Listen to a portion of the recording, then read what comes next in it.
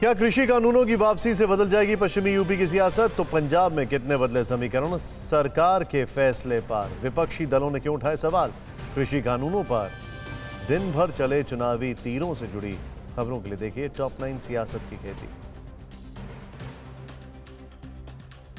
कृषि कानून वापसी पर सीएम योगी ने कहा कि बीजेपी सभी की आवाज सुनती है। ऐसे में सरकार के इस फैसले का स्वागत होना चाहिए। सरकार समस्या का समाधान संवाद से करती है। सीएम योगी के मुताबिक बहुत लोग मानते थे कि ये कानून किसानों की आय बढ़ा सकते हैं। अखिलेश यादव ने कानून वापसी को बीजेपी का चुनावी दांव बताया है। उन्होंने कहा है कि बीजेपी की प्राथमिकता अन्नदाता का सम्मान नहीं है, ये फैसला वोट बैंक के लिए किया गया है। अखिलेश यादव ने नारा दिया कि साफ नहीं है दिल, चुनाव के बाद बीजेपी फिर लाएगी बिल।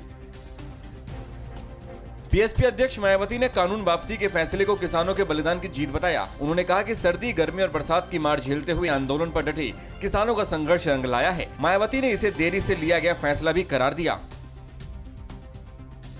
प्रियंका गांधी ने कहा कि सरकार ने किसानों को आंदोलनजीवी बताया। अब चुनाव आ रहे हैं, इसीलिए मोदी सरकार माफी मांग रही है। ऐसे में सरकार की नीयत पर भरोसा करना मुश्किल है। उन्होंने आंदोलन के मृतक किसानों को श्रद्धांजलि अर्पित की। AIMIM चीफ असदुद्दीन ओवैसी ने कृषि कानून रद्द करने के फैसले को देरी से उठाया गया कदम बताया। उन्होंने कहा कि अब चुनाव में जाना है, इसलिए सरकार ने यह फैसला लिया है। ओवैसी के मुताबिक अब वो दिन दूर नहीं जब मोदी सरकार CAA कानून भी वापस लेगी।